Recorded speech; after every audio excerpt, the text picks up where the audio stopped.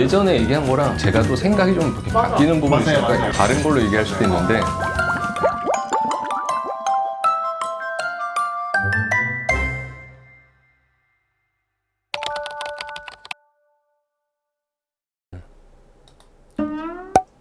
스피커가 일단 뚱뚱하다고 느끼는 코는 기본적으로 이제 피부가 두꺼운 거거든요. 그러니까 뭐 높이 이때는 약간 복 뚱뚱한 코, 뭐 피부 두꺼운 얘기를 많이 좀 다뤘던 것 같네요 보니까. 콩이 되게 이렇게 작으면서 주변 피부가 두꺼울 수 있잖아요. 그런 경우는 사실 수술해도 많이 얄쌍해지기는 힘들어요.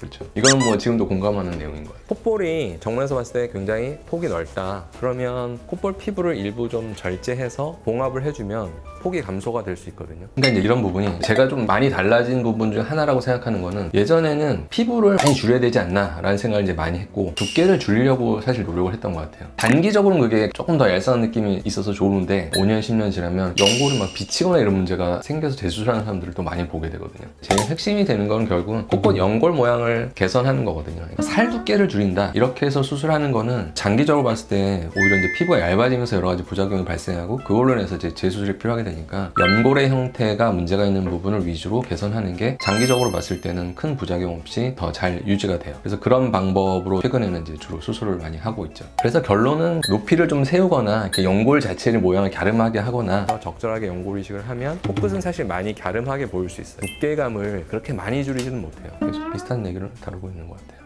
보통 코끝이 이렇게 뚱뚱하게 느껴질 때 많은 분들은 수술하면 뭐 되게 아주 얄쌍하고 어쨌든 이때는 사례를 다루지는 않은 거고 이제 전반적인 얘기를 하긴 했던 것 같아요. 사례를 제가 준비한 게 있으니까 그걸 몇 개 일단 보면서 이런 경우는 기본적으로 이제 콧대, 코끝을 수술하는 경우거든요. 여기가 이제 조금 펑퍼짐해 보이는 거죠. 콧구멍이 조금 더 이렇게 곡선이 넓게 형성된 건데 업다운이 조금 더 이제 있는 형태로 들어가면서 이 사이의 간격이 좁아지는 거죠. 이 부분도 이제 볼륨이 줄어드는 형태가 되는 거고 그러니까 콧구멍이 되게 수평 방향으로 형성되어 있는데 어쨌든 조금 이렇게 45도 방향으로 눕혀지는 거죠. 이렇게 되려면 결국 이제 높이가 좀 세워져야 되고 연골이 이제 모여야 되는 거죠. 그래서 약간 직선 구간이 좀 생겨야 되고 경사면이 이렇게 눕혀져 있는 상태에서 좀 이렇게 세워져야 되는 거죠. 그러면 이제 슬림하게 보이는 거죠.